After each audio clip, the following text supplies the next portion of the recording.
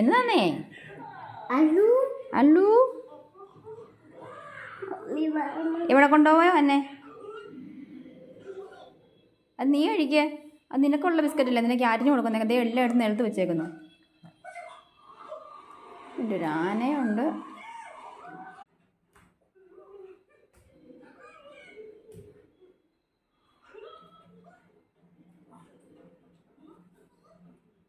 എന്നല്ലോ